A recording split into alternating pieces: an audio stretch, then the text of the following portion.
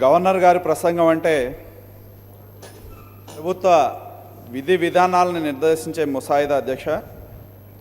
ప్రభుత్వం యొక్క భవిష్యత్ ప్రణాళికకి దిశానిర్దేశం చేసే విధంగా గవర్నర్ ప్రసంగం ఉంటుందని చెప్పి మనందరికీ తెలుసు అధ్యక్ష.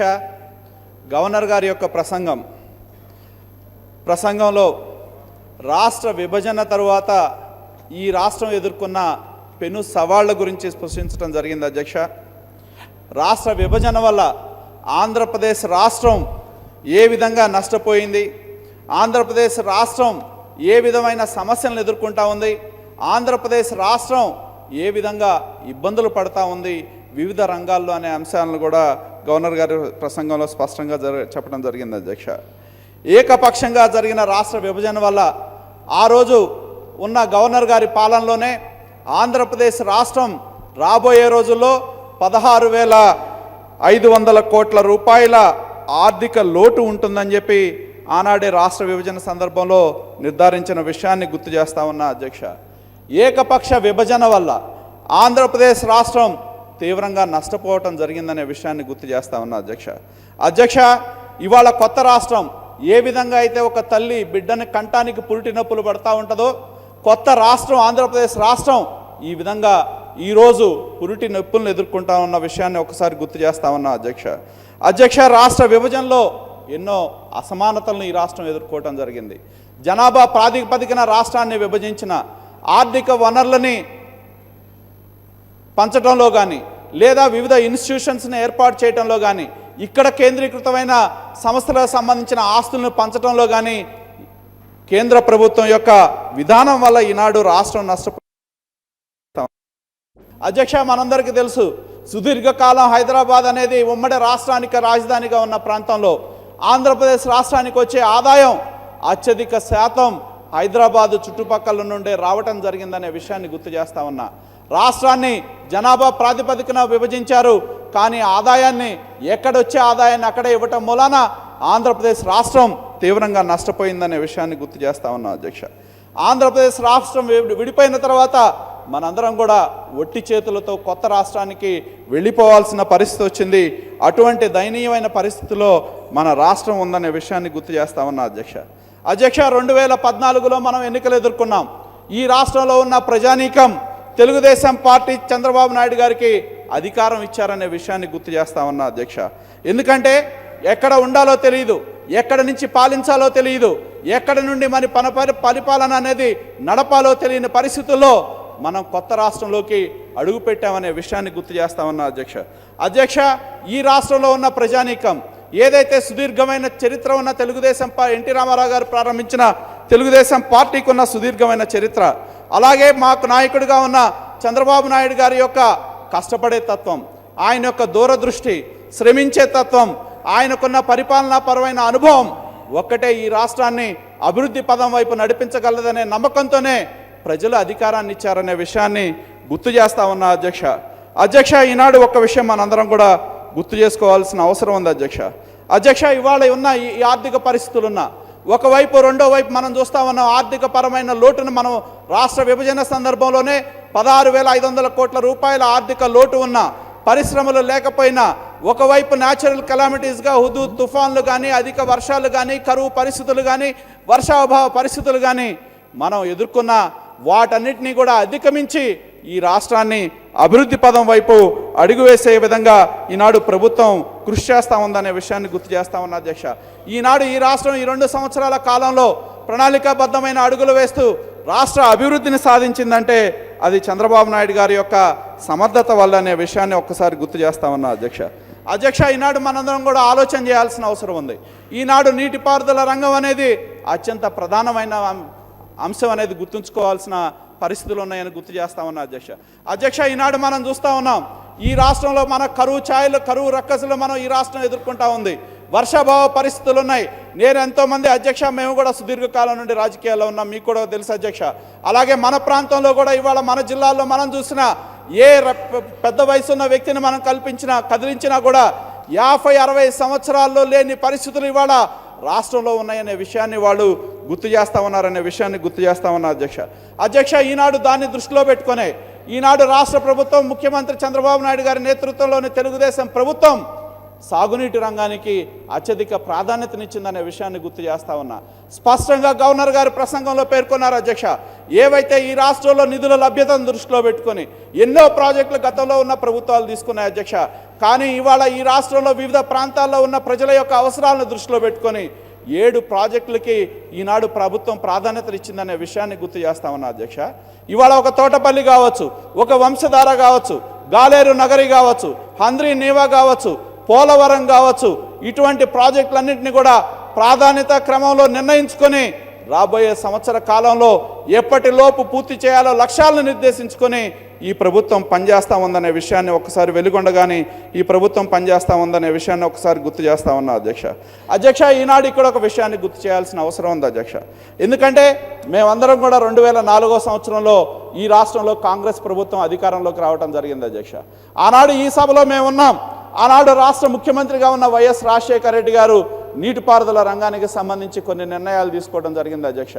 ఆ రోజు మేము స్పష్టంగా చెప్పాం, మీరు ఏదైతే ప్రాజెక్టులు తీసుకుంటా ఉన్నారో ఆర్థిక వనరుల యొక్క లభ్యత కానీ వాటన్నిటిని కూడా ఏకకాలంలో పూర్తి చేయడం సాధ్యపడదు.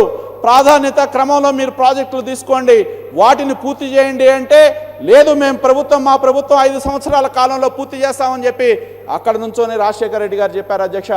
ఆ రోజు ప్రతిపక్ష నాయకుడిగా ఉన్న చంద్రబాబు నాయుడు గారు పదే ఆనాడు ప్రభుత్వానికి విజ్ఞప్తి చేశారు, ఏకకాలంలో మీరు తీసుకుంటా ఉన్న ప్రాజెక్టుల వల్ల ఆర్థిక భారం ఈ రాష్ట్రం మీద పడతా ఉంది, ప్రాజెక్టులు పూర్తి చేయలేని పరిస్థితిలో ఉంటుంది, కాబట్టి దయచేసి ఆ విధంగా వద్దు అంటే కాదు మేము 5 సంవత్సరాల్లో పూర్తి చేస్తాం, 1 కోటి ఎకరాలకు నీళ్ళు ఇస్తామని చెప్పిన పరిస్థితి ఒకసారి గుర్తు చేస్తా ఉన్నా అధ్యక్ష. ఆ రోజు చంద్రబాబు నాయుడు గారు ప్రతిపక్ష నాయకుడిగా ఉన్న చంద్రబాబు నాయుడు గారు స్పష్టంగా చెప్పారు, మీరు ఏదైతే 26 ప్రాజెక్టులు ఈ రాష్ట్రంలో తీసుకున్నారో 5 సంవత్సరాల కాలంలో కనుక మీకు పూర్తి చేస్తే ఇదే శాసనసభలో మీకు సన్మానం చేస్తామని చెప్పిన విషయాన్ని గుర్తు చేస్తా ఉన్నా అధ్యక్ష. ఈనాడు ఒక్కసారి మనం అవలోకనం చేసుకోవాల్సిన అవసరం ఉంది అధ్యక్ష. ఎందుకంటే ఇవాళ ఇరిగేషన్ ప్రాజెక్టులు ఏనాడైతే ఆనాడు అంకురార్పణ చేశారో ఇవాళ మనం మాట్లాడుతూ ఉన్నాం అధ్యక్ష. దాదాపు 20,000 కోట్ల రూపాయలతో తీసుకున్న ప్రాజెక్టులు ఏవైతే ఉన్నాయో అధ్యక్ష, తిరిగి ఆ ప్రభుత్వం 2009లో ఆనాడు కాంగ్రెస్ ప్రభుత్వం వైఎస్ రాజశేఖర రెడ్డి గారు ముఖ్యమంత్రిగా ఉన్న ఆ ప్రభుత్వంలోనే 20,000 కోట్ల రూపాయలకు తీసుకున్న ప్రాజెక్టుల యొక్క అంచనాలకి 60,000 కోట్ల రూపాయలకు పెరిగిన మాట వాస్తవమా కాదా అని చెప్పి నేను ప్రశ్నిస్తా ఉన్నా అధ్యక్ష. ఈనాడు కేవలం మీరు చేసిన మీ యొక్క ఆలోచన రహితమైన విధానం వల్ల, ఒక స్పష్టమైన విధానం లేకపోవటం మూలాన, మీరు ఒక ఖచ్చితమైన ప్రణాళికాబద్ధంగా లేకపోవటం మూలాన, మీ యొక్క స్వార్థం కోసం చేసిన నిర్ణయాల వల్ల మీరు ఈనాడు 1,000 కోట్ల రూపాయలు ఖర్చు పెట్టినా కూడా ఇవాళ వరకు కూడా ఆ ప్రాజెక్టుల యొక్క ఫలితాలు ప్రజలకు అందని పరిస్థితుంది. 1,000 కోట్ల రూపాయలు ఏవైతే ఖర్చు పెట్టారో అవన్నీ కూడా నిరర్ధక ఆస్తులుగా మారిపోయి రాష్ట్రం యొక్క అభివృద్ధికి, రాష్ట్రం యొక్క ఆర్థిక పరిస్థితికి గుదిబండగా మారిన మాట వాస్తవం అని చెప్పి కూడా నేను చెప్పడానికి స్పష్టం చేస్తా ఉన్నా అధ్యక్ష. నేను కోరేది ఒకటే, ఏ ప్రభుత్వం అయినా స్పష్టమైన ఆలోచన ఉండాలి, స్పష్టమైన నడవడితో ముందుకు వెళ్లాల్సిన అవసరం ఉంది. ఆర్థిక వనరుల లభ్యత ఏంటనేది ఆలోచించుకోవాల్సిన అవసరం ఉంది. ఆర్థిక వనరులను లభ్యత దృష్టిలో పెట్టుకున్నప్పుడు ఏ ప్రాజెక్టులు మనం తీసుకొని ప్రాధాన్యత క్రమంలో పూర్తి చేయాలని నిర్దేశించుకున్నప్పుడు ఖచ్చితమైన ఫలితాలు సాధించడం సాధ్యపడుతుంది అని చెప్పి నిరూపించడానికే ఈనాడు ప్రభుత్వం ముందుకు వెళ్తా ఉంది. ఏదైతే 7 ప్రాజెక్టులు తీసుకున్నారో ఆ 7 ప్రాజెక్టులు కూడా రాబోయే సంవత్సర కాలంలో పూర్తి చేసి రైతాంగానికి నీరివ్వాలనే సత్సంకల్పంతో ఈనాడు ప్రభుత్వం అడుగులు ముందుకు వేస్తా ఉందనే విషయాన్ని గుర్తు చేస్తా ఉన్నా అధ్యక్ష. అదే కాదు, ఈనాడు మనందరికీ తెలుసు, గత కాలంలో మన కృష్ణదేవరాయల పాలన గురించి వాటి గురించి మనం మాట్లాడుకుంటాం అధ్యక్ష. ఆ పాలకుల రాజుల కాలంలో ఏవైతే చెరువులు ఉన్నాయో అవన్నీ కూడా నిర్లక్ష్యం కాబడిన పరిస్థితుల్లో ఇవాళ నీరు చెట్టు కార్యక్రమాన్ని తీసుకొని ఎక్కడెక్కడ చెరువులన్నీ కూడా వాటిని అభివృద్ధి చేసే విధంగా ఈనాడు ప్రభుత్వం కృషి చేస్తూ ఉన్నదనే తెలియజేస్తా ఉన్నా అధ్యక్ష. ఎందుకంటే అధ్యక్ష, ఇవాళ ఒక్కసారి మనం ఆలోచన చేస్తే రాయలసీమ ప్రాంతంలో రాష్ట్రం మొత్తం మిగతా పరిస్థితుల్లో వర్షాభావ పరిస్థితులున్న రాయలసీమ ప్రాంతంలో పడిన వర్షాలు, చిత్తూరు కావచ్చు, నెల్లూరు కావచ్చు, అనంతపురం ప్రాంతంలో కొంత ప్రాంతంలో చెరువులు తవ్వటం మూలన ఏవైతే వర్షాల్లో పడిన నీటిని ఒడిసిపెట్టుకునే అవకాశం, భూగర్భ జలాల్ని మనం పెంచుకొని వాటిని రైతాంగం వినియోగించుకునే అవకాశం మనకు కలిగిందనే విషయాన్ని గుర్తు చేస్తా ఉన్నా అధ్యక్ష. ఈనాడు ఒక్కసారి మనందరం కూడా ఆలోచన చేయాలి అధ్యక్ష. ఈ దేశంలో నదుల అనుసంధానం అనేది చాలా సుదీర్ఘకాలంగా జరుగుతూ ఉన్న చర్చ అధ్యక్ష. ఎన్నో ప్రభుత్వాలు దేశంలో మనం చూసాం. దేశంలో ఉన్న పాలకులు ఎంతోమంది చర్చ చేయటం జరిగింది. ఈ యొక్క నదుల అనుసంధానంతోనే దేశ అభివృద్ధి అనేది సాధ్యపడుతుందనే విషయాన్ని మనందరం కూడా చెప్పుకుంటాం అధ్యక్ష. కానీ ఈరోజు తెలుగుదేశం ప్రభుత్వం ముఖ్యమంత్రి చంద్రబాబు నాయుడు గారు అధికారంలోకి వచ్చిన తర్వాత ఒక ఆలోచన చేశారు అధ్యక్ష. ఏదైతే పట్టిసీమ ఉందో పట్టిసీమను తీసుకొని గోదావరి నది నుంచి నదుల నీళ్ళు యొక్క కృష్ణా నదికి అనుసంధానం చేస్తే కృష్ణా డెల్టా ప్రాంతం మనం కాపాడుకోవచ్చు. అదేవిధంగా కృష్ణా డెల్టాకి వాడుకోవాల్సిన 132 టీఎంసీల నీరు ఏదైతే ఉందో దాన్ని పైనున్న రాయలసీమ యొక్క అవసరాలకి వాడుకోవచ్చు అనే దృక్పథంతో ఈనాడు ప్రభుత్వం ఆ పట్టిసీమని తీసుకొని పూర్తి చేసిందనే విషయాన్ని గుర్తు చేస్తా ఉన్నా అధ్యక్ష. ఈనాడు మనందరికీ తెలుసు, మన జిల్లాలో అటు నాగార్జున సాగర్ కావచ్చు, కృష్ణా డెల్టా ప్రాంతంలో కృష్ణా డెల్టా ప్రాంతంలో నేను చూసే అధ్యక్ష పూర్తి స్థాయిలో ఇవాళ వరకు కూడా చూస్తే అధ్యక్ష, నేను మొన్న ఈ సంవత్సరం ఎదురైన వర్షాభావ పరిస్థితులు అధ్యక్ష, వర్షాభావ పరిస్థితులు ఏవైతే ఉన్నాయో వాటిని ఎప్పుడూ కూడా కృష్ణా డెల్టా 150 సంవత్సరాల చరిత్రలో చూడని వర్షాభావ పరిస్థితులు ఈనాడు ఆ ప్రాంతంలో ఉన్న రైతాంగం ఎదుర్కోవడం జరిగింది అధ్యక్ష. వర్షాభావ పరిస్థితుల్లో సాగునీరు లేక వేసిన పంటను ఏ విధంగా కాపాడుకోవాలని చెప్పి రైతాంగం తల్లడిల్లుతున్నా ఉన్న పరిస్థితుల్లో గోదావరి నుండి వచ్చిన 8 టీఎంసీలు కావచ్చు, 4 టీఎంసీలు కావచ్చు అధ్యక్ష, ఆ నీటితో ఇవాళ పంటలను కాపాడుకున్న పరిస్థితి ఒకసారి గుర్తు చేస్తా ఉన్నా అధ్యక్ష. దానివల్ల వేల కోట్ల రూపాయల యొక్క రైతాంగం యొక్క పంట కాపాడబడింది అనేది వాస్తవం అని చెప్పి నేను తెలియజేస్తా ఉన్నా అధ్యక్ష. ఈనాడు మనం అటువంటి చారిత్రాత్మకమైన నిర్ణయం అధ్యక్ష, అది ఒక చారిత్రాత్మకమైన ఘట్టం. మేమందరం కూడా మరి గోదావరి యొక్క నీళ్లు కృష్ణా నదిలో కలిసే సంగమం దగ్గర అది రైతుగా అంతకంటే మేము కోరుకునేది ఏముందని చెప్పి నేను తెలియజేస్తా ఉన్నా అధ్యక్ష. రైతుగా ఒక రైతు బిడ్డగా మేము ఇంతకంటే ఆనందించే విషయం ఇంకోటి ఏముందని చెప్పి కూడా నేను తెలియజేస్తా ఉన్నా అధ్యక్ష. ఈనాడు మనందరికీ తెలుసు, మనం ఎంతో మన ప్రాంతం అంతా కూడా వర్షాధార వ్యవసాయ ప్రాంతం అధ్యక్ష. ఈనాడు వర్షాలు పడకపోవడం వల్ల ఏ విధంగా వ్యవసాయ రంగం ఆటుపోట్లు ఎదుర్కొంటా ఉందో మనందరికీ తెలుసు అధ్యక్ష. వర్షాలు బాగున్నప్పుడు వ్యవసాయం బాగుంటుంది, రైతు బాగుంటాడు, పంట పండుద్ది, పంటను అమ్ముకొని రైతు సంతోషంగా ఉండే పరిస్థితులు ఉంటాయి అధ్యక్ష. ఈ రాష్ట్రంలో ఉన్న వర్షాభావ పరిస్థితులు ఏవైతే ఉన్నాయో వాటిని ఎప్పుడు చూడని కని వెరుగని ఈ వర్షాభావ పరిస్థితులను ఎదుర్కొనే విధంగా ప్రభుత్వం చేసిన కృషిని కూడా ఒకసారి ఆలోచన చేయాల్సిన అవసరం ఉంది అధ్యక్ష. ఇవాళ ప్రభుత్వ పరంగా ఏవైతే ఉన్న నీటిని సద్వినియోగం చేసే విధంగా వ్యవసాయ శాఖ పరంగా డ్రిప్ ఇరిగేషన్ కావచ్చు, స్ప్రింక్లర్స్ కావచ్చు, కొత్త సాంకేతిక పరిజ్ఞానాన్ని రెయిన్ గన్స్ లాంటివి రైతాంగానికి అందజేసి ఉన్న నీటిని ఏ విధంగా వినియోగించుకొని పంటను కాపాడుకోవాలో ఆ యొక్క పరికరాలకి 90% సబ్సిడీ మీద రైతాంగానికి అందించే విధంగా నిర్ణయం తీసుకున్న విషయాన్ని ఒక్కసారి నేను గుర్తు చేస్తామన్నా అధ్యక్ష. ఈనాడు ఒక్కసారి మనందరం కూడా గుర్తుంచుకోవాల్సిన అవసరం ఉంది. ఈ రాష్ట్రంలో అధునాతన యంత్ర పరికరాల పంపిణీ కార్యక్రమానికి శ్రీకారం చుట్టింది ఆనాడు అధికారంలో ఉన్న తెలుగుదేశం ప్రభుత్వం, చంద్రబాబు నాయుడు గారు అని చెప్పి నేను తెలియజేస్తా ఉన్నా. ఇవాళ మళ్ళీ అధికారంలోకి వచ్చిన తర్వాత రైతాంగం మీద పడే ఆర్థిక భారం తగ్గించాలి అని చెప్పి అధునాతనమైన యంత్ర పరికరాలని 50% సబ్సిడీలకి, ఇతరులకి ఎస్సీ ఎస్టీలకి 75% సబ్సిడీకి ఈ ప్రభుత్వం ఇస్తా ఉన్న విషయాన్ని ఒక్కసారి గుర్తు చేస్తా ఉన్నా అధ్యక్ష. ఈనాడు ఒక విషయం నేను చెప్పడానికి నేను ఆనందాన్ని వ్యక్తం చేస్తా ఉన్నా అధ్యక్ష. ఈ రాష్ట్రంలో రైతాంగం పంటను అమ్ముకోవడానికి ఇబ్బందులు పడినప్పుడు ఈ ప్రభుత్వం నేనున్నానంటూ ముందుకొచ్చి రైతుకు ఆత్మస్థైర్యాన్ని ఇచ్చిన ప్రభుత్వం ఈ ప్రభుత్వం అధ్యక్ష, మా ముఖ్యమంత్రి చంద్రబాబు నాయుడు గారు అని చెప్పి నేను తెలియజేస్తా ఉన్నా అధ్యక్ష. ఎందుకంటే అధ్యక్ష, ఈ తెలుగుదేశం ప్రభుత్వం వచ్చిన తర్వాత ఒంగోలు జిల్లాలో శనగలు అమ్ముకోలేక గోడౌన్లో ఉన్న పరిస్థితుల్లో తెలుగుదేశం ప్రభుత్వం వచ్చిన తర్వాత వాటికి ఒక ధరను నిర్ణయించి రైతుల దగ్గర నుంచి కొనుగోలు చేసిన ప్రభుత్వం తెలుగుదేశం ప్రభుత్వం అధ్యక్ష. అలాగే ఏదైతే మొక్కజొన్నలు ఉన్నాయో కృష్ణా, గుంటూరు, వెస్ట్ గోదావరి జిల్లాల్లో మొక్కజొన్నల గిట్టుబాటు ధర లేక రైతులు తెగనమ్ముకుంటా ఉన్న పరిస్థితుల్లో చంద్రబాబు నాయుడు గారు తెలుగుదేశం ప్రభుత్వం ముందుకొచ్చి మార్కెట్ ద్వారా, ఎంఎస్పి ద్వారా రైతుల దగ్గర ఉన్న మొక్కజొన్నలు కానీ తెల్ల జొన్నలు కానీ కొనిపించింది తెలుగుదేశం ప్రభుత్వం అనే విషయాన్ని గుర్తు చేస్తా ఉన్నా అధ్యక్ష. ఒంగోలు జిల్లాలో ఉన్న రైతాంగం ఇబ్బందులు ఎదుర్కొంటా ఉన్నారు. వాళ్ళు రైతులు ఆత్మహత్యలు, పొగాకు అమ్ముకోలేక ఆత్మహత్యలు పాల్పడతా ఉన్నారు. వారిని ఆదుకోవాలనే దృక్పథంతో కేంద్ర ప్రభుత్వంతో కలిసి రైతాంగం వ్యాపారులు ఇచ్చే ధరతో పాటు అదనంగా కేజీకి 5 నుంచి 6 రూపాయలు ఇచ్చిన ప్రభుత్వం ఈ ప్రభుత్వం అధ్యక్ష. ఇది రైతు సంక్షేమం కోరుకునే ప్రభుత్వం. రైతుల కోసం పనిచేసే ప్రభుత్వం, రైతులు ఇబ్బందుల్లో ఉన్నారు అంటే ఖచ్చితంగా ముందుకొచ్చి ఆదుకునే నాయకుడు చంద్రబాబు నాయుడు గారు అని చెప్పి నేను తెలియజేస్తా ఉన్నా అధ్యక్ష. అధ్యక్ష, ఈనాడు మనందరికీ తెలుసు. అలాగే పోలవరం అధ్యక్ష, ఒక్క మాట ఇక్కడ చెప్పుకోవాల్సిన అవసరం ఉంది అధ్యక్ష. పోలవరం అనేది సుదీర్ఘమైన చరిత్ర అధ్యక్ష.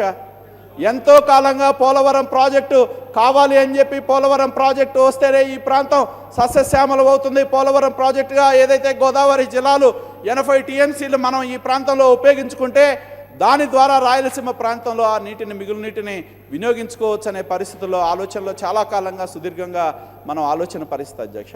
ఈనాడు నేను ఒక్కటే సూటిగా అడుగుతా ఉన్నాను అధ్యక్ష. 2005 సంవత్సరంలో పోలవరం ప్రాజెక్టు తీసుకున్నప్పుడు, మీరు టెండర్ పిలిచినప్పుడు ఆ ప్రాజెక్టు విలువ ఎంత అధ్యక్ష? 1650 కోట్లు అధ్యక్ష. 1650 కోట్లతో మీరు ఏజెన్సీలు పిలిచి ఏజెన్సీలకు అప్పచెప్పి పనులు అప్పచెప్పిన తర్వాత ఆ ఏజెన్సీలను ఎందుకు క్యాన్సిల్ చేయించారు? ఎందుకు బలవంతంగా ఆనాడున్న ఏజెన్సీలను క్యాన్సిల్ చేయించితే తిరిగి మీ ప్రభుత్వం, మీ తండ్రి రాజశేఖర రెడ్డి ముఖ్యమంత్రిగా ఉన్నప్పుడు పోలవరం ప్రాజెక్టు యొక్క అంచనాలు ఎంతగా పెరిగినాయి అని చెప్పి నేను అడుగుతా ఉన్నా అధ్యక్ష. 4700 కోట్ల రూపాయలకు అధ్యక్ష, కేవలం మీ వల్ల, మీరు చేసిన నిర్వాహకం వల్ల, మీరే కనుక ఆ రోజున్న కాంట్రాక్టర్లను పనిచేయనిస్తే పోలవరం పూర్తయ్యి దాని నీళ్లు ప్రాంతానికి అంది ఫలితాలు పొందేవాళ్ళవా కాదా అధ్యక్ష? తిరిగి 2009లో మీరు టెండర్లు పిలిచినప్పుడు అధ్యక్ష దాన్ని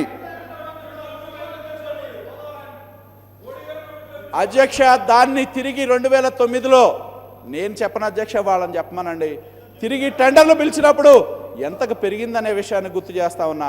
తిరిగి కాంగ్రెస్ ప్రభుత్వం 2012లో టెండర్లు పిలిచినప్పుడు దాని అంచనాలు ఎంతకు పెరిగినాయి అధ్యక్ష? దీనికి కారణం ఎవరు? ఆ పాపానికి కారణం మీరు చేసిన పాపానికి ఈనాడు రాష్ట్రం ఫలితం అనుభవిస్తూ ఉందనే విషయాన్ని గుర్తు చేస్తా ఉన్నా అధ్యక్ష. తెలుగుదేశం ప్రభుత్వం అంటేనే పర్యాయ పదం సంక్షేమ రంగం అధ్యక్ష. సంక్షేమ రంగానికి ప్రభుత్వం పెద్దపీట వేస్తుంది అధ్యక్ష. ఆహా ఓహో అనే నాయకులకు అధ్యక్ష అది కూడా చెప్తాను నేను అధ్యక్ష, అధ్యక్ష. ఎందుకంటే చంద్రబాబు నాయుడు గారు ఈ దేశ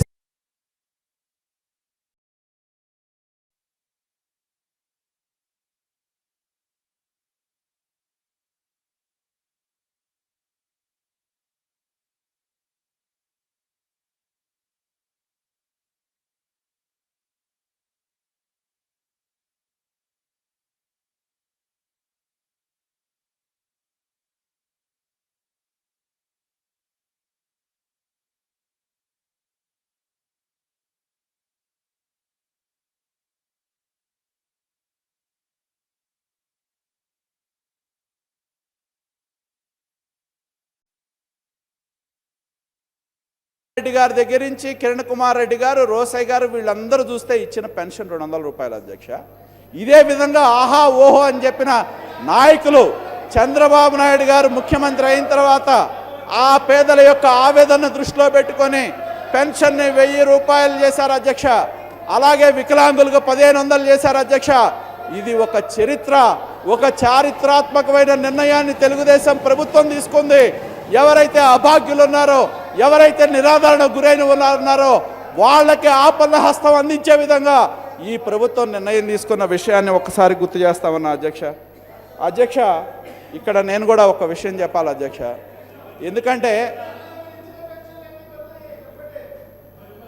అధ్యక్ష వాళ్ళని ఆత్మవిమర్శ చేసుకోవాలి మనం కూడా. ఎందుకంటే అధ్యక్ష నేను ఒకసారి చూస్తే అధ్యక్ష, నా నియోజకవర్గంలో ఒక మండలం నేను చూసా అధ్యక్ష, దాదాపు పొన్నూరు మండలం 6000 పెన్షన్స్ ఉన్నాయి అధ్యక్ష నా మండలంలో.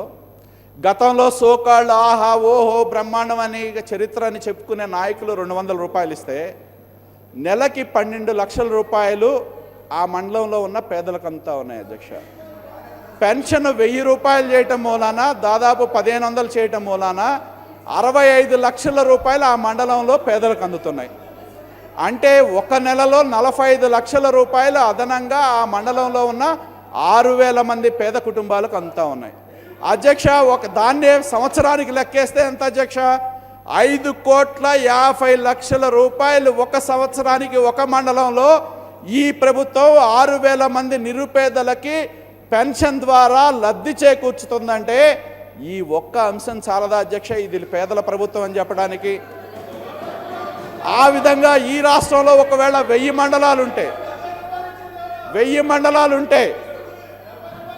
మండలాలుంటే అధ్యక్ష దాదాపు ఎంత వెళ్తా ఉన్నట్టు? ఈ ప్రభుత్వం 1,000 కోట్ల రూపాయలు గత ప్రభుత్వంతో పోల్చుకుంటే 4,000 నుంచి 5,000 కోట్ల రూపాయలు ఈ రాష్ట్రంలో ఉన్న నిరుపేదలకి పంచే ప్రభుత్వం ఈ ప్రభుత్వం అధ్యక్ష. మాది దోపిడీ పాలన కాదు, దోపిడీ వారసత్వం మీది. మాది వచ్చిన ఆదాయం ఏదైతే ఉందో, రాష్ట్ర ప్రభుత్వం యొక్క వనరులు ఏవైతే ఉన్నాయో, పెరిగిన ఆదాయాన్ని పేదలకు పంచాలనే లక్ష్యంతో ముందుకు నడుస్తూ ఉన్న ప్రభుత్వం మా ప్రభుత్వం అని చెప్పి తెలియజేస్తా ఉన్నా అధ్యక్ష. ఇంకొక పథకం గురించి చెప్పాల్సిన అవసరం ఉంది. ఎన్టీఆర్ పేరు మీద ఎన్టీఆర్ గృహ నిర్మాణం అనే పథకానికి ఈ ప్రభుత్వం శ్రీకారం చుట్టడం జరిగింది అధ్యక్ష.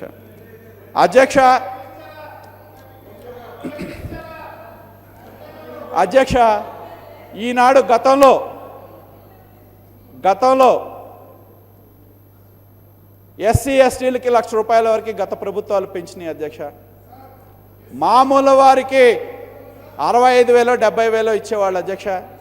ఈనాడు ప్రభుత్వం పేదలకి ఇల్లు, మనకు సామెత ఉంది అధ్యక్ష, పెళ్లి చేసి చూడు ఇల్లు కట్టు చూడు అని చెప్పి.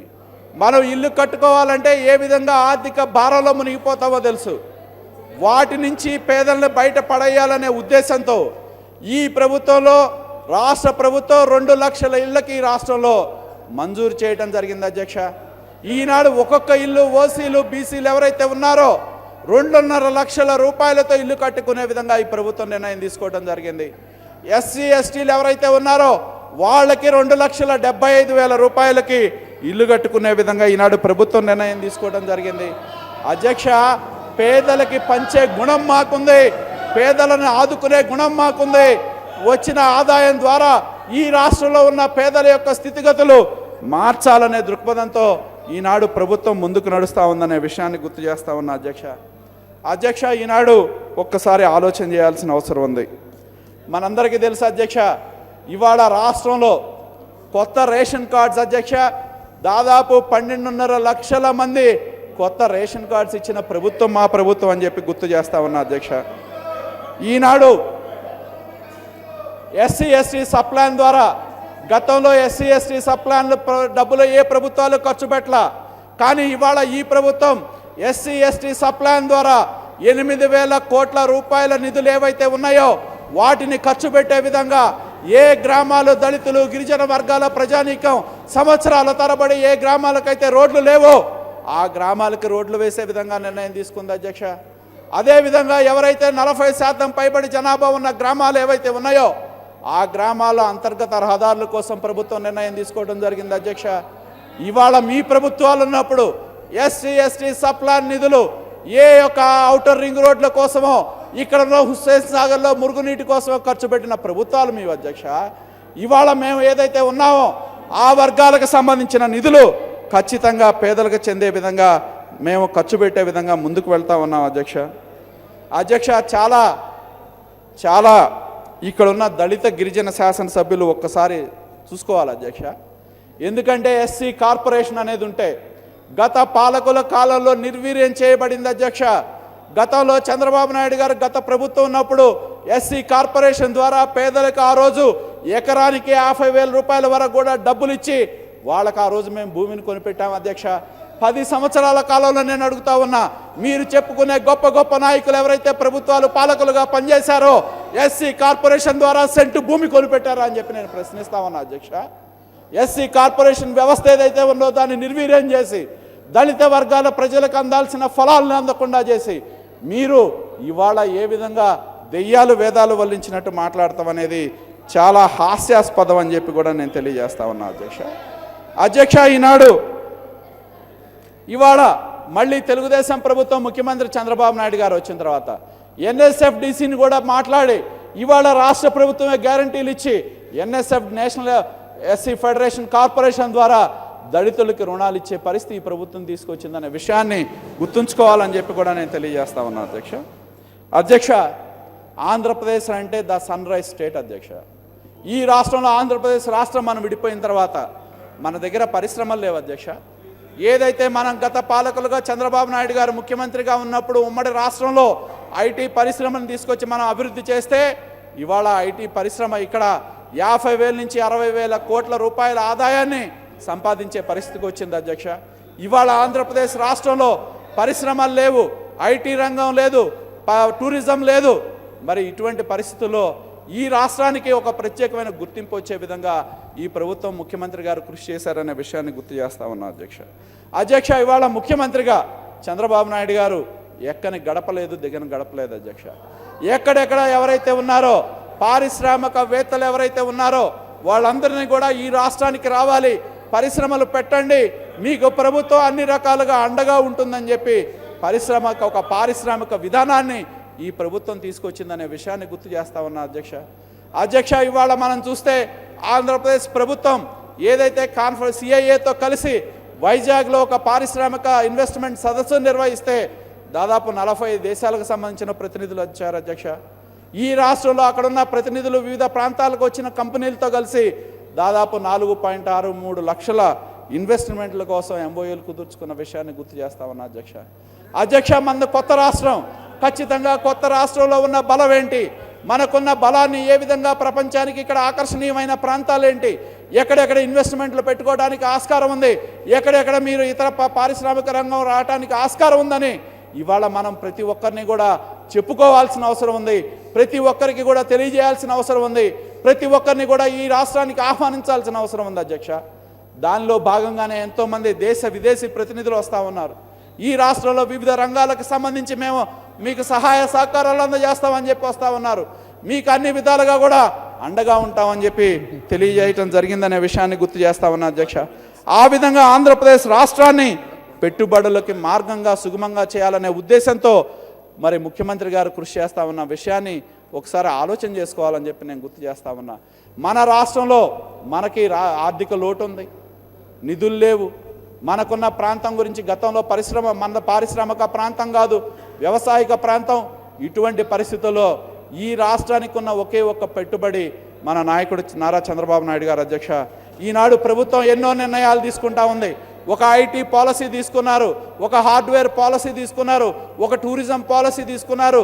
ప్రతి విధానానికి కూడా ఒక విధానాన్ని తీసుకొచ్చి అధ్యక్ష ఇవాళ ప్రభుత్వం ఒక పూర్తి పారదర్శకమైన విధానంతో ఎవరైనా సరే ఇక్కడ ఇండస్ట్రీ పెట్టాలని చెప్పి పెట్టుకుంటే 21 రోజుల్లో వాళ్ళకి అనుమతి ఇచ్చే విధంగా ఈ ప్రభుత్వం కృషి చేస్తూ ఉంది అధ్యక్ష. ఈనాడు ఎవరైతే గత సంవత్సరాల తరబడి పారిశ్రామిక రంగానికి అందజేయవలసిన రాయితీలు అందజేయని పరిస్థితుల్లో ఇవాళ చంద్రబాబు నాయుడు గారు వచ్చిన తర్వాత 1,400 కోట్ల రూపాయల పారిశ్రామిక రాయితీలు గత 5-6 సంవత్సరాల నుంచి ఇవ్వకుండా ఉన్న రాయితీలు ఏవైతే ఉందో ఆ 1,400 కోట్ల రూపాయలు ఇచ్చిన ప్రభుత్వం ఈ ప్రభుత్వం అధ్యక్ష.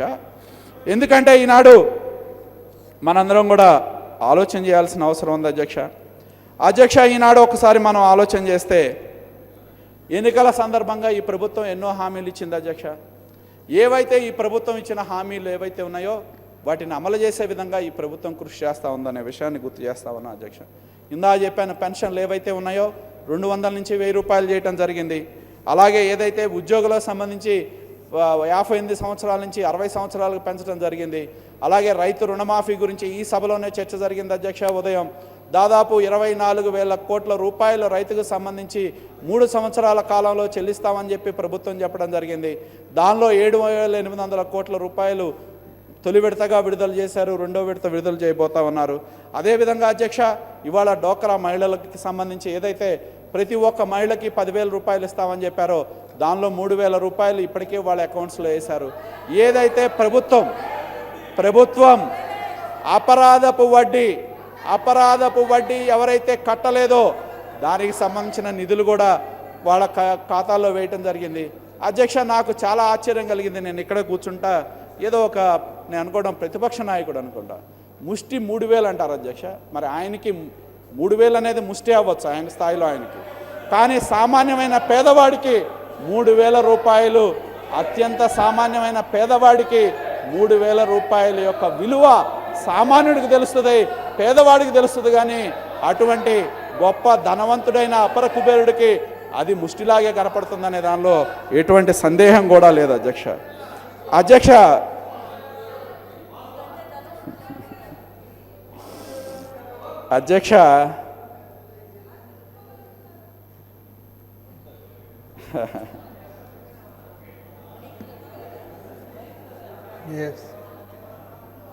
ఇక్కడ సమస్య ఉంది అధ్యక్ష. ఎందుకంటే చాలామంది కొత్తగా శాసనసభ్యులు ప్రతిపక్షంలో ఉన్నారు, చరిత్ర తెలియదు. చరిత్ర తెలియకపోవడం వల్ల వాళ్ళు ఏమనుకుంటున్నారంటే ఒక్కసారి ఈ సభలోకి వచ్చిన తర్వాత అసలు మేమేదో ఇదంతా దీనిలాగా ఉంది వాళ్ళ పరిస్థితి. ఎక్కువ మాట్లాడినా నేను ఏమి మాట్లాడినా అథారిటీతో మాట్లాడతా అధ్యక్ష, కాన్ఫిడెంట్తో మాట్లాడతా, నాకేం అభ్యంతరం లేదు. మీరు చెప్పే ఏదైనా సరే, దేనికైనా సరే సమాధానం చెప్పే పరిస్థితి నాకుంది, దానికేం భయం ఏం లేదు. పాపం జగన్మోహన్ రెడ్డి మాయలో పడి వాళ్ళు కూడా చెడిపోతారు ఇక్కడ. ఎందుకంటే అధ్యక్ష మనకి ఎప్పుడైనా సరే మన పిల్లల్ని స్కూలుకు పంపిస్తాం అధ్యక్ష. స్కూలుకు పంపించినప్పుడు ఆ పిల్లలు ఆ స్కూల్ ఏంటి, ఆ హెడ్ మాస్టర్ ఏంటి, చదువే విధంగా చెప్తారని మనం ఆలోచిస్తాం. కాకపోతే వాళ్ళ హెడ్ మాస్టరు సరైన వాడు కాదు కాబట్టి, చెడ్డవాడు కాబట్టి వాళ్ళ భావజాలం, వాళ్ళ ఇది అన్నీ ఆ విధంగానే ఉంటాయి అధ్యక్ష. అది వాళ్ళ విజ్ఞతకే వదిలేస్తా ఉన్నాం అధ్యక్ష. ఈనాడు ఇంకొక ప్రధానమైన అంశాన్ని వివరించాల్సిన అవసరం ఉంది అధ్యక్ష. నాకు బాగా గుర్తు, గతంలో 2014 ముందు ఈ రాష్ట్రంలో అధ్యక్ష గ్రామాల్లోకి వెళ్తే కరెంట్ ఎప్పుడు వస్తుందో తెలియదు, కరెంట్ ఎప్పుడు పోద్దో తెలియదు అధ్యక్ష. మా గ్రామాలన్నీ కూడా 8 నుంచి 10 గంటల అంధకారంలో ఉండే అధ్యక్ష. రైతులు కరెంట్ ఎప్పుడు వస్తుందో రాక ఇబ్బందులు ఎదుర్కొనేవాళ్ళు.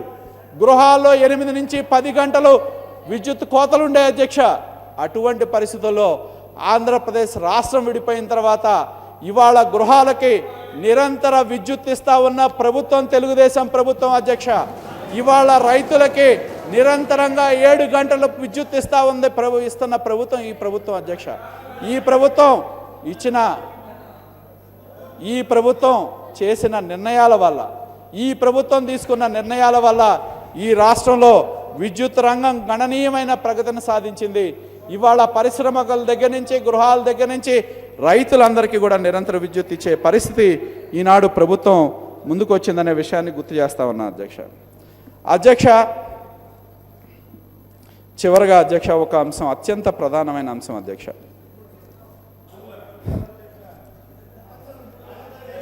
రాజధాని అధ్యక్ష. మిత్రులు బాగా గుర్తు చేశారు అధ్యక్ష. ఎందుకంటే అధ్యక్ష మనందరం చరిత్ర చదువుతాం అధ్యక్ష. జపాన్ లాంటి నగరం మీద అణుబాంబు వేసిన తర్వాత జపాన్ దేశాన్ని పునర్నిర్మించుకోవడానికి పౌరులందరూ కూడా కష్టపడి పనిచేసి వాళ్ళ ఈ దేశంలో అత్యధికమైన విదేశీ సంపద ఎక్కడన్నా ఉందంటే జపాన్లో ఉంది అధ్యక్ష. నేను విజ్ఞప్తి చేసేదంటే రాజకీయాలు మనకు నిత్యం ఉంటాయి అధ్యక్ష. నిత్యం మనం రాజకీయాలు చేస్తూ ఉంటాం, రాజకీయపరమైన పోరాటాలు చేస్తూ ఉంటాం, రాజకీయంగా విమర్శలు చేసుకుంటాం, విమర్శలు చేసుకుంటాం అధ్యక్ష. కానీ ఇవాళ రాజధాని గురించి మనం ఒక విషయం అయితే చెప్పాల్సిన అవసరం ఉంది అధ్యక్ష. ఎందుకంటే ఈ రాష్ట్రానికి రాజధాని అంటూ లేని పరిస్థితుల్లో, జగన్మోహన్ రెడ్డి గారు కూడా ఉంటే బాగుంటుంది అధ్యక్ష. రాజధాని అంటూ లేని పరిస్థితుల్లో, నిలువ నీడలేని పరిస్థితుల్లో, ఎక్కడ పాలన సాగించాలనే తెలియని పరిస్థితుల్లో చంద్రబాబు నాయుడు గారు ఈ సభలో ఒక ప్రకటన చేసి రైతాంగానికి, కృష్ణా నదికి అటు ఇటు గుంటూరు జిల్లాలో ఉన్న ప్రాంతంలో రాజధాని ఏర్పాటు చేస్తాం, రైతులారా రండి, కదలి రండి అని పిలుపు ఇస్తే అధ్యక్ష 1 కాదు 2 కాదు 33,250 ఎకరాలు, 33,250 ఎకరాలు రైతులు ముందుకొచ్చి, ఒకళ్ళు కాదు 2 కాదు అధ్యక్ష, 9,000 మంది పైబడి రైతులు ముందుకొచ్చి తమ ప్రాణంగా భావించే భూమిని ఈ ప్రభుత్వానికి చంద్రబాబు నాయుడు గారి మీద నమ్మకం మీద భూమిని అప్పచెప్పిన వాస్తవాన్ని మనం గుర్తుంచుకోవాలని తెలియజేస్తా ఉన్నా అధ్యక్ష మీరు చరిత్ర చూడండి అధ్యక్ష, చరిత్ర చూడండి అధ్యక్ష. ఈ దేశంలో ఏ ప్రభుత్వం చేయని విధంగా భూ సమీకరణ పేరుతో రైతులు స్వచ్ఛందంగా వచ్చి 33,000 ఎకరాలు ఈ ప్రభుత్వానికి ఇచ్చి, ఈ రాష్ట్రానికి రాజధాని లేదు, రాజధానికి మా భూములు ఇవ్వడానికి మేము సిద్ధంగా ఉన్నాం రండి అని చెప్పి ప్రభుత్వ రైతాంగ పరంగా ముందుకొచ్చి అప్పచెప్తే అధ్యక్ష ఎంత ఆవేదన కలుగుతూ ఉందంటే, ఇవాళ ఎన్ని కుట్రలు కుతంత్రాలు ఎత్తులు పై ఎత్తులు జిత్తులు చేస్తూ ఉన్నారని చెప్పి నేను అడుగుతా ఉన్నా అధ్యక్ష. ఇవాళ మన రాష్ట్రం ఉన్న పరిస్థితి ఏంటి? మీరు మేము ఈ రాష్ట్రంలో ఉన్నాం.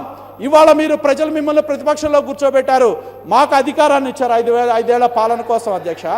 ఇవాళ మీరు ఈ రాష్ట్రంలో ఆర్థిక లోటు ఉన్న పరిస్థితుల్లో, రాజధాని లేని పరిస్థితుల్లో ఇవాళ ఎక్కడి నుంచి పాలన సాగించాలో అని ఈ రాష్ట్రం ఉన్న ప్రత్యేకమైన విపత్కరమైన పరిస్థితుల్లో ప్రతిపక్షంగా మీ బాధ్యత ఏంటి అని చెప్పి నేను ప్రశ్నిస్తా ఉన్నా అధ్యక్ష. ఒక ప్రతిపక్ష నాయకుడిగా మీ బాధ్యత ఏంటి, ఒక ప్రతిపక్షంగా మీ బాధ్యత ఏంటి అని చెప్పి నేను సూటిగా ప్రశ్నిస్తా ఉన్నా అధ్యక్ష. ఇవాళ మీరు ఒక ఛానల్ పెట్టుకొని, మీరు ఒక పేపర్ పెట్టుకొని ఈ రాష్ట్రం మీద ఆ ప్రాంతం మీద ఎందుకు విషయం చెబుతా ఉన్నారని నేను అడుగుతా ఉన్నా అధ్యక్ష. ప్రతిపక్ష నాయకుడిగా జగన్మోహన్ రెడ్డి ప్రతిపక్ష నాయకుడిగా అధ్యక్ష, మనకు రాజకీయాల్లో పగలుంటాయి అధ్యక్ష, కానీ మనల్ని ఎవరైనా సరే మనం చూస్తూ ఉంటాం. చావు అప్పుడో పెళ్ళిళ్ళప్పుడో మన ఇంటికి వస్తారు అధ్యక్ష. మనం వెళ్ళి ఒక ఇన్విటేషన్ పలానా ఆయన చనిపోయాడంటే మనకు శత్రువు అయినా సరే మనం వెళ్తాం, వెళ్ళి వాళ్ళని పలకరిస్తాం. లేదా మా ఇంట్లో పెళ్ళంటే శత్రువు అయినా మనం వెళ్తాం అధ్యక్ష. రాజధాని శంకుస్థాపన ఈ రాష్ట్ర ప్రజల పండగ. అటువంటి పండగలో అధ్యక్ష ముఖ్యమంత్రి గారు అందరినీ కూడా గౌరవించాలి, సగౌరవంగా ఆహ్వానించాలని చెప్పి మంత్రుల బృందాన్ని వేసి దేశంలో ఉన్న ప్రముఖుల నుంచి రాష్ట్రంలో ఉన్న ప్రముఖుల వరకు ఆహ్వానాలు అందజేశారు అధ్యక్ష. నేను అనేది ఒకటే, ఈ రాష్ట్రానికి ముఖ్యమంత్రి అంటే ఎవరని చెప్తారు అధ్యక్ష? చంద్రబాబు నాయుడు గారు. ఈ రాష్ట్రానికి ప్రతిపక్ష నాయకుడు అంటే ఎవరి పేరు చెప్పాలి అధ్యక్ష? నాకు ఇష్టం ఉన్నా లేకపోయినా జగన్మోహన్ రెడ్డి పేరే చెప్పాలి అధ్యక్ష. ఈనాడు రాష్ట్ర రాజధాని నీకు ఇష్టం ఉండొచ్చు, ఇష్టం లేకపోవచ్చు, కానీ రాష్ట్ర రాజధాని శంకుస్థాపనకి ఆహ్వానానికి ఇవ్వటానికి వెళ్తే తలుపులేసుకున్న ఘన చరిత్ర కలిగిన మీ నాయకుడు, మీ పార్టీ మీకు అసలు ఏ విధంగా మాట్లాడే హక్కు ఎక్కడ ఉందని చెప్పి నేను అడుగుతా ఉన్నా అధ్యక్ష.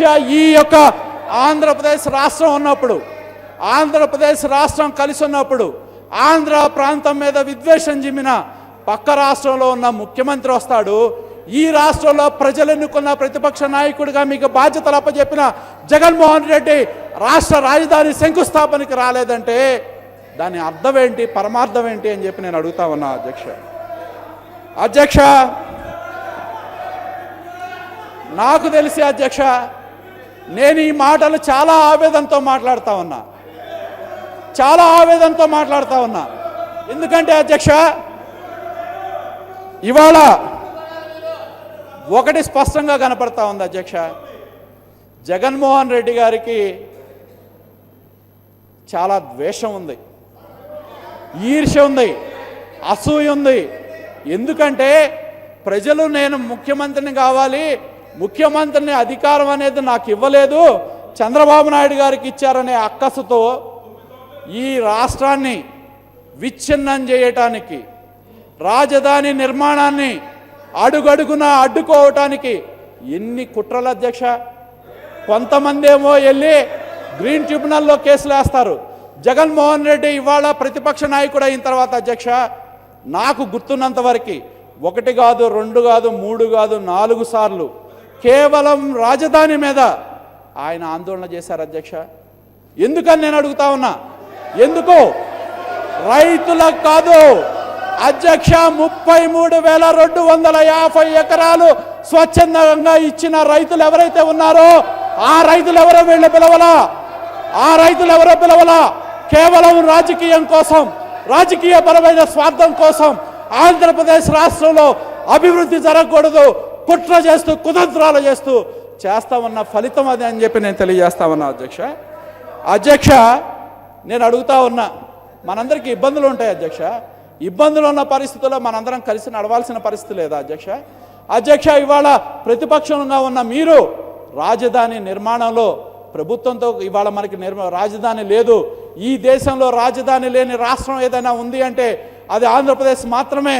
కాబట్టి మనం కలిసి ముందుకు నడుద్దాం, సమన్వయంతో వెళ్దామనే ఆలోచన, కనీసమైన ఇంగిత జ్ఞానం ప్రతిపక్షానికి లేకపోవడం చాలా బాధాకరం అధ్యక్ష.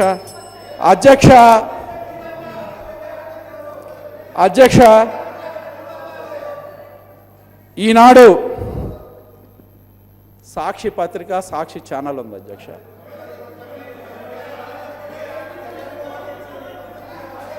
సాక్షి పత్రిక, సాక్షి ఛానల్ ద్వారా ఈ రాష్ట్రం మీద విషం చిమ్మే ప్రయత్నం చేస్తా ఉన్నారు అధ్యక్ష. అభూత కల్పనలు, అవాస్తవాలు, సత్యదూరమైన వాస్తవ వార్తలు రాసి ఈ యొక్క రాష్ట్ర ప్రతిష్టని దెబ్బతీసే కుట్ర సాక్షి ఛానల్, సాక్షి పత్రిక చేస్తా ఉంది అధ్యక్ష. నేను అడుగుతా ఉన్నా అధ్యక్ష, వ్యక్తులుగా మా ప్రతిష్టను దెబ్బతీసే ప్రయత్నం చేయండి, మాకు బాధ లేదు, ఎదుర్కొంటాం రాజకీయంగా. ఇంతమందిని చూసాం అధ్యక్ష.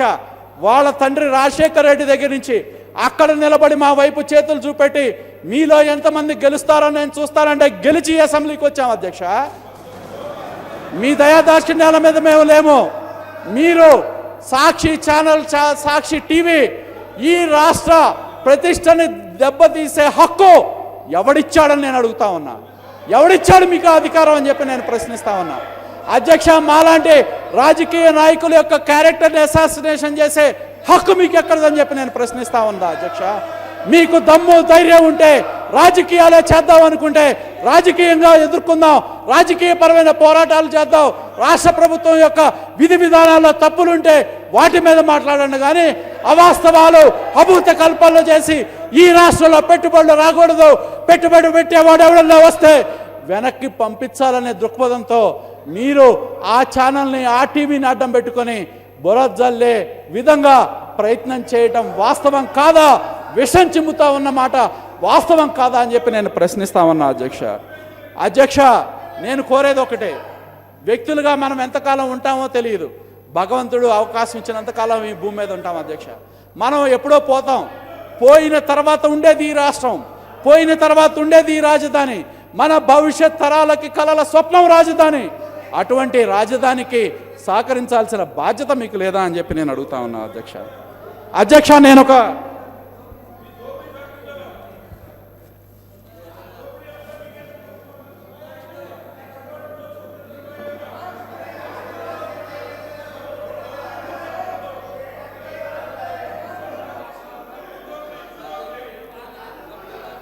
అధ్యక్ష, ఎందుకంటే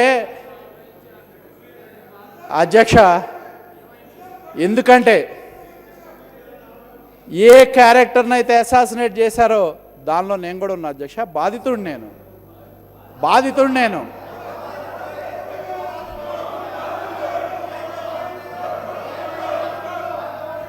అధ్యక్ష, ఇక్కడ ఒక్క విషయం చెప్పాల్సిన అవసరం ఉంది అధ్యక్ష. మీకు నా మీద ఒక ఆర్టికల్ రాశారు అధ్యక్ష. ఏమని? నేను ఒక వాగుపోరం బోకేదో ఎవరికో నేను ఇచ్చానని అధ్యక్ష. ఎందుకంటే ఒక్క అంశం చాలు మీరు రాసే వార్తలు ఏంటి, వాస్తవాలు ఏంటనేది అధ్యక్ష. దీనిలో ఒక్కసారి చూస్తే ఏదైతే సాక్షి పేపర్ రాసిందో, సాక్షి ఛానల్ నా మీద పుంకాలుగా ఇచ్చిందో అధ్యక్ష, దానికి సంబంధించి పట్టా ఎవరిచ్చారు అధ్యక్ష? 1993లో కాంగ్రెస్ ప్రభుత్వం ఇచ్చింది అధ్యక్ష. ఎవరెవరికి ఇచ్చారు అధ్యక్ష? 274/B6 81 సెంట్లు, 274/B7 96 సెంట్లు Lankapalli Bhikshalu son of Kotaiah, 274/B8 2 ఎకరాల 12 సెంట్లు వెన్న పెద అచ్చిరెడ్డి అనే పేరు మీద 274/B6 81 సెంట్లు కానుగంటి రత్నమ్మ వైఫ్ ఆఫ్ సుబ్బయ్య. ఇది 1993లో మార్కెట్ విలువ మీద ఇచ్చిన పట్టా అధ్యక్ష. దానిలో ఆ సమయంలో నేను రాజకీయాల్లో లేను, ఎక్కడో చదువుకుంటా ఉన్నా. ఆ రోజున్న ప్రభుత్వం ఎవరిది అధ్యక్ష? కాంగ్రెస్ ప్రభుత్వం అధ్యక్ష. వీళ్ళకి మార్కెట్ పట్టా 93లో ఇస్తే వాళ్ళ దగ్గర నుంచి కొనుక్కున్న ఆయన ఎవరు అధ్యక్ష? 2009లో 274 సేమ్ డాక్యుమెంట్లు అధ్యక్ష. ఆ 3 ఎకరాల 89 సెంట్లు దేవరపు సాంబశివరావు సన్ ఆఫ్ పుల్లయ్య 2009లో ఆయన కొనుక్కున్నాడు అధ్యక్ష. నాకేం సంబంధం అధ్యక్ష? నాకేం సంబంధం అని చెప్పి నేను ప్రశ్నిస్తా ఉన్నా. నేను ఇచ్చానా వాళ్ళ పట్టాలు? నేనున్నప్పుడు కొనుక్కున్నారా వాళ్ళు? అధ్యక్ష, ఇవాళ ఇటువంటి తప్పుడు వార్తలు రాస్తా, అది మార్కెట్ వాల్యూ పట్టాని సాక్షి పేపర్ సాక్షి ఛానల్లో అదేదో వాగుపోరం పోకు నేను కొట్టేశానని చెప్పి అభూత కల్పనలు చేస్తే, మా క్యారెక్టర్ని అసాసినేషన్ చేసే ప్రయత్నం చేస్తే నేను పోలీస్ కంప్లైంట్ పెట్టాను అధ్యక్ష. నేను ప్రభుత్వాన్ని కోరుతా ఉన్నా, ఖచ్చితంగా ఎవరైతే ఈ అవాస్తవాలు వాస్తవ దూరమైన సత్య దూరమైన అవాస్తవాలు ప్రచురించి మా ప్రతిష్టకు భంగం కలిగించే వాళ్ళ మీద మేము కేసు పెట్టాను, చర్యలు తీసుకోండి. రెండోది అధ్యక్ష, నేను కోరుతా ఉన్నా జగన్మోహన్ రెడ్డి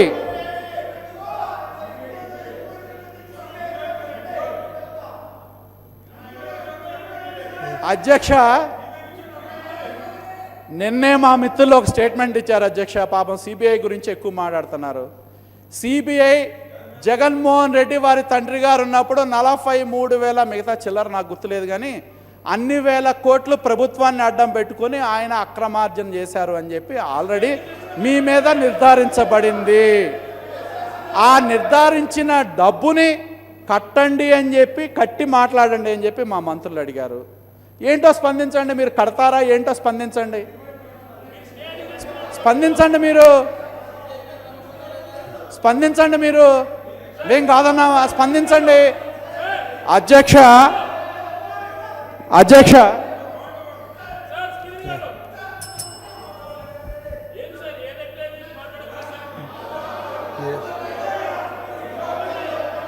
అధ్యక్ష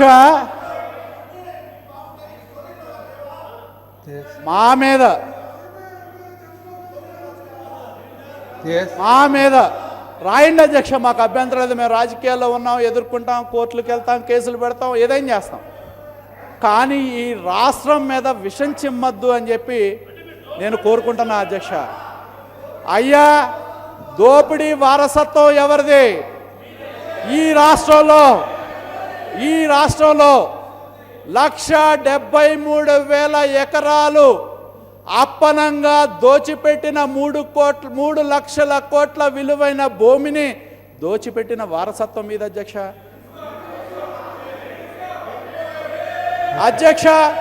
జలయజ్ఞం పేరుతో ధనయజ్ఞం చేసి వేల కోట్ల రూపాయలు కాంట్రాక్టర్లకి అప్పనంగా కట్టబెట్టిన ఘన చరిత్ర మీద అధ్యక్ష. దోపిడీ గురించి అధ్యక్ష, చివరికి ఈ దేశ ప్రతిష్ట వోక్స్ వ్యాగన్ లాంటి దానిలో ఈ దేశాన్ని కూడా తాకట్టు పెట్టిన ఘన చరిత్ర మీద అధ్యక్ష. ఔటర్ రింగ్ రోడ్లో అధికారాన్ని ఉపయోగించుకొని అక్రమాలకు పాల్పడ్డారని చెప్పి సిబిఐ నిర్ధారించిన చరిత్ర మీద అధ్యక్ష. ఎన్ని చెప్పాలని అడుగుతా ఉన్నా. ఆ దోపిడీ వారసత్వం మీది. వారసత్వంగా వచ్చిన మీకు అన్ని దోపిడీలే కనపడతాయి కానీ ఈ ప్రభుత్వం చేస్తా ఉన్న మంచి పనులు ఏవి కూడా కనపడకపోవటం బాధాకరం అధ్యక్ష. నేను కోరుతా ఉన్నా, చివరిగా నేను కోరేది ఒకటే అధ్యక్ష.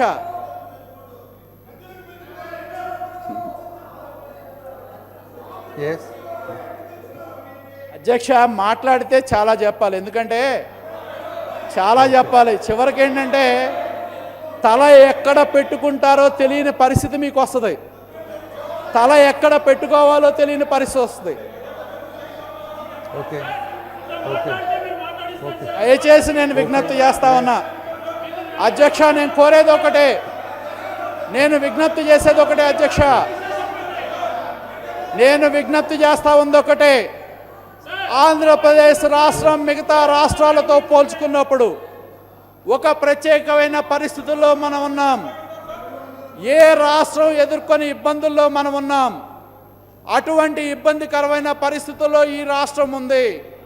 నేను కోరేది ఒకటే అధ్యక్ష, ఈ రాష్ట్రం ఎదుర్కొంటా ఉన్న ఈ విపత్కరమైన పరిస్థితుల నుంచి ఈ రాష్ట్రం అభివృద్ధి పదం వైపు నడవాలి అంటే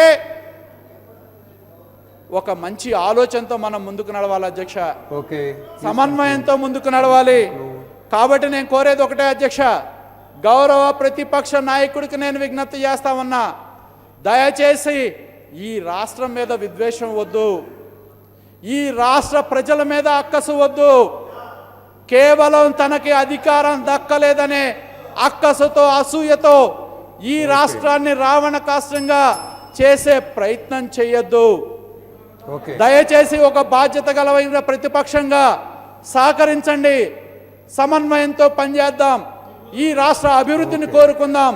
ఈ రాష్ట్రాన్ని ప్రజలు మీకు కొన్ని బాధ్యతలు అప్పచెప్పారు, మాకు కొన్ని బాధ్యతలు అప్పచెప్పారు. మన బాధ్యతలు మనం సమర్థవంతంగా నిర్వర్తించుకుంటూ రాష్ట్రాన్ని ప్రగతి పదంతో నడిపిద్దామని చెప్పి తెలియజేస్తూ గవర్నర్ గారి ప్రసంగాన్ని ప్రతిపాదించే అవకాశం నాకు ఇచ్చినందుకు ధన్యవాదాలు తెలియజేస్తూ సెలవు తీసుకుంటా ఉన్నా అధ్యక్ష.